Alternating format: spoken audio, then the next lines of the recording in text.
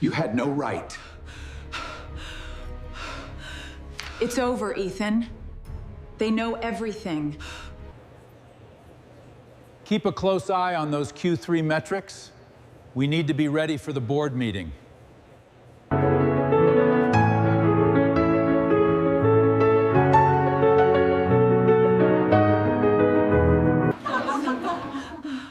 I know the truth, Ethan. No, you don't. These documents prove otherwise. The data is worse than expected. Our projections are dire. This quarter requires unprecedented action. We must act decisively now, or we risk everything.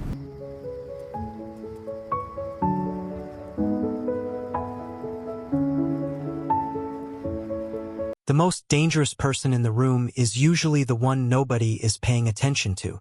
The annual Brooks family dinner was a tradition that stretched back more than 30 years, and every spring the entire family gathered at the Brooks estate just outside Greenwich, Connecticut. The mansion sat on nearly 20 acres of manicured land, with long stone pathways, perfectly trimmed hedges, and floor-to-ceiling windows that reflected the fading gold of the evening sun. Inside, staff members moved quietly through the dining room, placing the final touches on a table set for 12. Crystal glasses sparkled beneath a chandelier imported from Italy. Silver place cards marked every seat. Everything looked exactly as it did every year, yet something about that evening felt different. Victoria Brooks noticed it the moment she stepped into the room. At 49, Victoria carried herself with a calm confidence that rarely drew attention. She wore a simple navy blue dress and a pearl necklace she had owned for years. While others in the family preferred flashy displays of wealth, Victoria had never felt the need to prove anything. She stood near the large bay window overlooking the estate grounds and watched guests arrive one by one. Ethan's father, Richard Brooks, entered first, greeting relatives with the authority of a man who believed the family name carried more weight than any individual in it. Ethan's younger sister, Melissa, followed close behind, already discussing upcoming charity galas and social events. Conversations flowed easily. Laughter echoed across the room. Yet the one person everyone expected to arrive first had not appeared. Ethan Brooks was late. That alone was unusual. Ethan hated being late. As chief executive of Brooks Holdings, he controlled every minute of his schedule with precision. Victoria glanced at the antique clock on the wall. Nearly 20 minutes had passed. Several family members exchanged curious looks. Richard checked his watch and muttered something under his breath. Melissa pulled out her phone and sent a message. No response came back. Victoria remained composed. In fact, she seemed calmer than anyone else in the room. Earlier that morning, she had prepared a sealed envelope and placed it inside her handbag. It contained information she intended to share with the family after dinner. Nobody knew about it. Not even Ethan. She had spent months deciding whether the time was finally right. Tonight she believed it was. At first, his voice sounded unusually calm. The young woman beside him smiled politely. Ethan looked around the room before continuing. "Everyone, I would like you to meet Sophie Carter." No one responded immediately. The introduction hung in the air. Sophie offered a small wave. Richard frowned. "Meet her for what reason?" he asked. Ethan took a breath. "Because Sophie is part of my future." The room became even quieter. Melissa looked directly at Victoria and then back at Ethan. Nobody needed further explanation. The meaning behind his words was obvious. Sophie lowered her eyes briefly but made no attempt to deny what was being implied. Ethan pulled out a chair and invited her to sit. To the surprise of everyone present, the seat he chose was directly beside him, across from Victoria. A few family members shifted uncomfortably. Richard rubbed his forehead. "Ethan, this is a family dinner," he said carefully. "Exactly," Ethan replied. "That is why I wanted everyone to know the truth." Victoria finally looked up at him. Her expression remained steady. There was no visible anger, no raised voice, no emotional reaction. That seemed to frustrate Ethan more than if she had argued. He appeared to be waiting for some kind of confrontation that never came. Sophie glanced toward Victoria. "I did not want to create tension," she said softly. I understand this may be unexpected. Victoria simply nodded. Welcome to dinner, she replied. The response caught everyone off guard. Melissa blinked in disbelief. Richard looked even more uncomfortable. Ethan narrowed his eyes slightly. The dinner that he seemed determined to control was not unfolding the way he expected. Staff members began serving the first course, but conversation never fully recovered. Every guest remained aware of the tension sitting at the table. As plates were placed before them, Ethan lifted his glass. There is another reason I wanted tonight to be honest, he said. Some changes are coming. Major changes. Several relatives exchanged worried looks. Victoria reached for her water glass and took a small sip. Then she quietly rested her handbag beside her chair. Hidden inside was the sealed envelope she had planned to reveal. Everyone assumed his version of the story was the complete truth. One by one, family members began directing questions toward Ethan and Sophie rather than toward her. They asked about future plans. They asked where Sophie lived. They asked how long she had known Ethan. The conversation slowly transformed into something that felt less like a family dinner and more like an introduction to a new beginning. Sophie became increasingly comfortable. She laughed at jokes. She shared stories. She spoke as though she already belonged there. Ethan appeared pleased. For the first time all evening, he seemed relaxed. Across the table, Victoria quietly observed everything. Her handbag remained beside her chair. Inside, the sealed envelope had not moved. During dessert preparations, a server approached Victoria and whispered that a phone call had arrived for her. Victoria politely excused herself and stepped into the hallway. She answered the call and listened for less than 30 seconds. Thank you, she said softly. Please proceed exactly as planned. When she returned to the dining room, her expression had not changed. Nobody noticed anything unusual. Nobody asked who had called. Most of the family was too busy celebrating a future they believed had already been decided. Victoria resumed her seat and looked around the table. For the first time that evening, she realized just how many people had mistaken confidence for ownership. The atmosphere around the table grew noticeably lighter for everyone except Victoria. As coffee was served and dessert plates were placed in front of the guests, the conversation continued drifting toward Ethan and Sophie. What had started as shock was slowly transforming into acceptance. Melissa was the first to openly embrace the situation. She asked Sophie questions about her career, her travels, and her future plans. Richard listened quietly but no longer seemed interested in challenging his son. The family had begun adjusting to a new reality before the old one had officially ended. Ethan appeared increasingly satisfied. Every passing minute reinforced his belief that events were unfolding exactly as he had expected. He spoke confidently about upcoming business opportunities, expansion plans, and leadership initiatives at Brooks Holdings. Several relatives nodded in admiration. To them, Ethan was the face of the company. He was the executive who appeared in financial magazines. He was the speaker at conferences. He was the public symbol of success. Few people ever questioned where the foundation beneath that success actually came from. Victoria listened without interruption. Yet, as the conversation continued, small details began surfacing that seemed insignificant to everyone except the careful observer. At one point, Melissa mentioned a recent renovation project at the estate and casually thanked Ethan for approving the budget. Ethan smiled and accepted the credit. Victoria quietly stirred her coffee but said nothing. The truth was that Ethan had never approved the project. The authorization had come from a completely different office.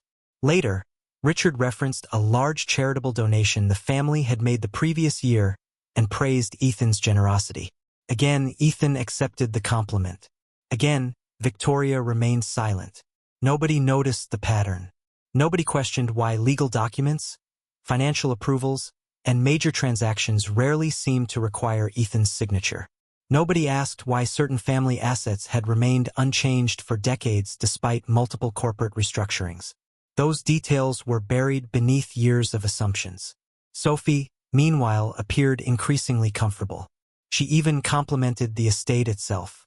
"This property is incredible," she said while looking around the dining room. The architecture, the land, everything feels timeless. Ethan smiled proudly. It has been in the family for a long time. Victoria looked at him for a brief moment. There was something unusual in her expression, almost as though she had just heard a child confidently repeat a fact that was only partially true. Sophie continued admiring the home. She spoke about future gatherings, future renovations, and future possibilities. Ethan never corrected her assumptions. Across the table, Richard suddenly asked a practical question. Have you started discussing how everything will be divided? Several guests immediately became interested. The room quieted once again. Ethan set down his coffee cup. There is not much to discuss, he said. The situation is fairly straightforward. Victoria met his eyes but remained silent. Ethan interpreted that silence as agreement. In reality, it meant something entirely different. Beneath the table, Victoria lightly touched the edge of her handbag. The sealed envelope was still inside. For months she had debated whether revealing its contents would be necessary. Listening to Ethan speak that evening finally gave her the answer. The most revealing thing about the night was not what people knew. It was what they believed they knew. And the gap between those two things was becoming impossible to ignore. The discussion about the future quickly turned into something that felt less like a family conversation and more like a celebration. Ethan did nothing to stop it. In fact, he appeared to enjoy every minute. One relative raised a glass and offered a toast to new beginnings. Another congratulated him on having the courage to make difficult decisions. Melissa smiled openly and told Sophie that she looked forward to getting to know her better. Even Richard, who had initially appeared uncomfortable, seemed to settle into the idea that the family was simply entering a new chapter. Victoria watched it all unfold with remarkable composure. She sat quietly while people around the table spoke about plans that had not happened, outcomes that had not been decided, and assumptions that had never been verified. The confidence in the room continued growing. Ethan began discussing upcoming corporate events and hinted that significant changes would soon occur both personally and professionally. Several family members interpreted his comments as confirmation that he intended to fully reshape his future. Sophie listened proudly beside him. At one point, she even reached for a folder containing sketches of a charity gala venue that had been placed on the table earlier in the evening. She examined the pages with interest and began offering suggestions about potential improvements. Melissa welcomed her opinion immediately. "You have a great eye," she said. "I can already see you becoming part of all of this." Sophie smiled warmly. "Thank you. That means a lot." Victoria noticed Ethan watching her carefully from across the table. He still seemed to be waiting for an emotional reaction. Perhaps he expected anger. Perhaps he expected tears. Perhaps he wanted proof that he still had the power to unsettle her. Instead, she calmly took another sip of coffee. The absence of conflict seemed to bother him more than conflict itself. Finally, Ethan decided to push further. "I think honesty is important," he said, "especially when people need to prepare for change." The room became attentive again. Ethan continued speaking. "Victoria and I have lived separate lives for a long time. We simply stopped admitting it. Now it is time to move forward realistically." Several heads nodded. "And realistically," Ethan added, "there are practical matters that will eventually need to be addressed." Richard folded his hands. "Meaning assets?" Ethan nodded. "Among other things." The statement drew immediate interest. Wealth had always occupied a central place in the Brooks family conversations. Even when nobody openly discussed money, it remained present beneath nearly every decision. Ethan leaned back confidently. "Fortunately, there is very little uncertainty." Victoria slowly set down her cup. Ethan continued. "Everything has already been structured appropriately. The transition should be straightforward." Sophie appeared reassured by his words. Melissa seemed relieved. Richard looked satisfied that complicated disputes would be avoided. Yet none of them asked a single question about documentation, ownership, or authority. They simply trusted Ethan's certainty. That certainty had become more valuable to them than facts. Victoria glanced briefly toward the large window overlooking the dark estate grounds. Reflections from the dining room lights shimmered across the glass. For a moment, she remembered conversations that had taken place years earlier, signatures placed on documents, agreements carefully recorded, and decisions made long before anyone around the table realized their importance. Then she returned, her attention to the family. The celebration continued. The assumptions grew stronger, and with every passing minute, the distance between appearance and reality became wider than ever. The evening had reached a point where nearly everyone believed the outcome was already written. Conversations flowed more easily than they had earlier. The tension that had filled the dining room when Ethan first arrived seemed to have faded. In its place was a growing sense of certainty. The family believed they understood exactly what was happening. They believed they knew who was winning, who was losing, and what the future would look like. That confidence made what happened next even more surprising. Victoria slowly reached for her handbag and placed it on the table beside her plate. The movement was small, yet it immediately drew Ethan's attention. For the first time all evening, she appeared ready to participate in the discussion. Ethan watched carefully. Richard noticed as well. Melissa stopped speaking in the middle of a sentence. Even Sophie looked curious. Victoria opened the bag and removed a large sealed envelope. It was simple and unmarked. No company logo, no identifying information, just a plain envelope that appeared ordinary in every way. She rested it gently on the table. Nobody spoke. Ethan gave a faint smile. "What is that?" he asked. Victoria looked at him calmly. "Something I intended to share later tonight." Ethan leaned back in his chair. "Then perhaps now is a good time." Several family members nodded. They expected a personal statement, perhaps an emotional response to everything that had happened. Victoria offered neither. Instead, she placed one hand on top of the envelope and looked around the table. "Before dessert is served," she said quietly, "there is information everyone here deserves to hear." The room became completely silent. Richard frowned slightly. "What kind of information?" Victoria held his gaze for a moment. "The kind that should have been discussed years ago." Ethan's confident expression remained unchanged, but a subtle tension appeared around his eyes. It was the first visible sign of discomfort he had shown all evening. Victoria continued, "I spent a long time deciding whether this conversation was necessary. Tonight answered that question for me." Melissa glanced toward Ethan. Sophie sat motionless. No one knew where the discussion was heading. Victoria slid the envelope several inches across the table but did not open it. "Inside are documents that explain certain things about this family, this estate, and Brooks Holdings." Ethan laughed softly. "If this is about legal paperwork, there is really no need. Everything important has already been handled."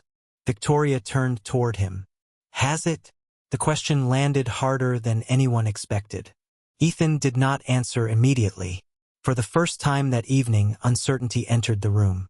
Victoria then looked toward the hallway leading to the front entrance. Almost as if responding to a signal, the sound of the doorbell echoed through the house. Every head turned. A staff member quickly moved to answer it. Moments later, footsteps approached the dining room. The guests exchanged confused looks. Nobody had been expecting additional visitors. Victoria remained perfectly calm. Ethan slowly straightened in his chair. Then a familiar figure appeared in the doorway carrying a leather briefcase. The man paused respectfully before entering. Several family members recognized him immediately. He was not a relative. He was not a guest. He was the family's longtime attorney. And judging by the expression on his face, he had not come for dinner. The attorney stepped into the dining room carrying the same leather briefcase he had carried for more than 20 years. His name was Charles Whitmore, and nearly everyone at the table had worked with him at some point. He was known for being precise, discreet, and impossible to influence. Charles nodded politely to the family before directing his attention toward Victoria. "Good evening," he said. "I apologize for the interruption." Victoria returned the greeting with a calm smile. "Thank you for coming." Ethan immediately leaned forward. "Charles, what exactly is this about?" The attorney placed the briefcase on a nearby side table but did not open it. I am here because Mrs. Brooks requested my presence, regarding several matters that require clarification. Ethan frowned. Clarification of what? Charles looked around the room before responding. Certain assumptions that appear to have been made tonight. The statement created immediate tension. Richard crossed his arms. Melissa looked confused. Sophie remained silent. Charles then removed a folder from the briefcase and carefully placed it beside Victoria's sealed envelope. He did not hand it to anyone. He simply rested it on the table and waited. Victoria looked around the room. Most of you know only part of the history of Brooks Holdings, she said. You know the public version. You know the version printed in magazines and discussed at conferences. Ethan forced a small smile. I think everyone here knows the company history. Victoria turned toward him. Do they? The question landed heavily. Charles quietly opened the folder and removed several documents. Perhaps it would be useful to review certain events, he said. Richard appeared irritated. What events? Charles adjusted his glasses. 22 years ago, Brooks Holdings faced a liquidity crisis that threatened multiple divisions of the company. Several lenders were preparing to withdraw support. At the time, internal projections suggested the company might not survive another 12 months without substantial intervention. Silence spread across the table. Richard looked surprised. Melissa blinked. Ethan's expression tightened. Charles continued. Most people believed the recovery resulted entirely from executive restructuring. He paused. That is not entirely accurate. Victoria remained quiet. She allowed the attorney to speak. The recovery became possible because a private financial vehicle acquired controlling positions in several distressed assets and later consolidated ownership under a long-term structure. Richard frowned. What financial vehicle? Charles glanced toward Victoria before answering. One established by Mrs. Brooks. The room became still. Melissa looked at Victoria in disbelief. Sophie slowly lowered her eyes to the documents. Ethan immediately responded. That is misleading. She helped with certain investments, but everyone knows who built the company. Charles did not react emotionally. I am not offering opinions, Mr. Brooks. I am describing documented transactions. He slid a page across the table. Nobody touched it. Nobody seemed willing to be the first. Victoria watched their reactions carefully. Years of assumptions were beginning to crack. Not enough to reveal the full truth, but enough to make people question what they thought they knew. Richard stared at the folder. Melissa stared at Victoria. Sophie stared at Ethan. And for the first time that evening, the confidence that had carried Ethan through the dinner began to fade. No one spoke for several seconds after Charles finished. The silence felt heavier than any argument that had taken place that evening. Ethan stared at the documents on the table as though they contained a language he no longer understood. Richard looked from the attorney to Victoria and back again. Melissa appeared completely lost. Sophie remained motionless beside Ethan, her earlier confidence fading with every passing moment. Charles calmly organized several pages into a neat stack. Then he opened the sealed envelope that Victoria had placed before him. He removed additional documents and positioned them beside the first set. What you have heard so far is only historical context, he said. The more important issue concerns current ownership. Ethan immediately shook his head. There is no issue concerning ownership. Charles looked directly at him. There is. The response was delivered without emotion, which somehow made it even more powerful. Victoria remained silent. She had waited years for facts to speak on her behalf. Charles turned one of the documents toward Richard. This is the controlling ownership structure filed under a private holding arrangement established 22 years ago and updated several times since. Richard leaned forward and studied the page. His expression changed almost immediately. This cannot be correct, he whispered. Charles nodded toward the signature line. It is correct. Melissa moved closer. Her eyes widened as she read the same page. Sophie attempted to follow along but seemed unable to understand what everyone was seeing. Ethan reached for the document and quickly scanned it himself. The color slowly disappeared from his face.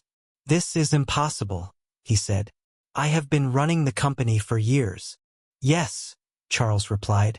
"You have been serving as chief executive." Ethan looked up. "What is that supposed to mean?" Charles folded his hands. "It means management and ownership are not the same thing." Nobody moved. Nobody even reached for their coffee. Every person at the table seemed frozen. Charles continued. "The controlling shares of Brooks Holdings are not owned by Mr. Ethan Brooks." He paused long enough for every word to settle into the room. "They are owned by Mrs. Victoria Brooks." Melissa covered her mouth. Richard sank slowly back into his chair. Sophie stared at Ethan in disbelief. Ethan himself appeared unable to process what he had just heard. Charles continued reviewing the documents. "The primary holding company is controlled by Mrs. Brooks. The estate itself is controlled by Mrs. Brooks. The investment accounts associated with the family trust are controlled by Mrs. Brooks. The majority voting authority attached to Brooks Holdings is controlled by Mrs. Brooks." Each statement struck the room like another wave. Years of assumptions collapsed one after another. Victoria finally spoke. Her voice remained calm and measured. "I never felt the need to correct anyone. Until tonight." Ethan looked at her as though seeing her for the first time. "You knew all of this and said nothing?" Victoria nodded. "Because ownership does not need to announce itself every day." Charles closed the folder and rested both hands on it. The truth was now sitting openly in the center of the table. The woman everyone had quietly treated as an afterthought throughout the evening was not losing her place in the family. She was the foundation on which the entire family fortune had been built. The dining room remained silent long after the truth had been revealed. Nobody seemed willing to speak first. The confidence that had filled the room earlier had vanished completely. Ethan sat motionless, staring at the documents spread across the table. For years he had walked into boardrooms believing he controlled everything around him. For years people had treated him as the unquestioned authority behind the Brooks name. Yet in a single evening, the foundation beneath those assumptions had disappeared. Sophie slowly withdrew her hand from the table and looked away. The future she had imagined only hours earlier suddenly seemed uncertain. Melissa struggled to find words. "Victoria," she finally said, "why did you never tell us?" Victoria looked at her calmly. "Because I never wanted ownership to define my place in this family." Richard lowered his eyes. The disappointment on his face was not directed toward Victoria. It was directed toward himself. He thought about every conversation over the years, every time he had praised Ethan while overlooking the woman who had quietly protected everything the family depended on. "I should have known," he said softly. "I should have asked more questions." Victoria offered a small smile. "It is in the past." Charles carefully gathered the documents and placed them back into the folder. His work was finished. The facts no longer required explanation. They simply existed. Ethan finally looked at Victoria. For the first time all evening, his voice carried none of its earlier certainty. "So this was all yours?" Victoria shook her head. "No." "That is exactly the misunderstanding."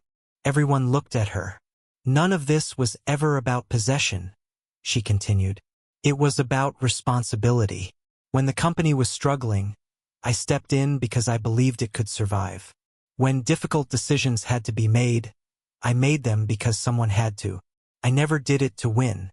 I did it because I cared about the people connected to it." Her words settled over the room. They carried more weight than any legal document. Ethan looked down. There was no argument left to make. The evidence on the table had already answered every question. Victoria slowly stood from her chair. The movement immediately drew everyone's attention. She picked up her handbag and nodded politely toward Charles. Then she looked around the table one final time. "I hope all of you have a wonderful evening," she said. "And I hope one day you remember that the loudest voice in a room is not always the one carrying the greatest responsibility." No one attempted to stop her. No one challenged her. As Victoria walked toward the dining room entrance, the family watched in silence. The chair she left behind remained empty at the table. Earlier that evening it had seemed like the seat of the person losing everything. Now it looked like the seat of the only person who had never needed anyone's approval. The front door closed softly behind her. Inside the mansion, nobody returned to their previous conversation. The celebration was over. The assumptions were gone. And for the first time in many years, everyone in the Brooks family finally understood who had truly been holding everything together all along. Before this story ends, remember one simple truth. The loudest person in the room is not always the strongest. Restraint belongs to those who quietly carry responsibility without asking for recognition. Victoria never argued or tried to prove her worth. She simply let the truth speak for her when the time was right. While the others judge her by her appearance, they never realize she is the one who protecting everything that they are depending on. This story reminds us never underestimate someone just because they are quiet, humble, or choosing dignity over attention. Title, wealth, and confidence may impress people for a moment, but integrity and character will lasting legacy. If this story touched your heart, remember to treat people with respect, because you will never know what battle they have fought or what sacrifice they have made. Thank you for watching. If you like this video, remember to like, share, and subscribe, and leave a comment below.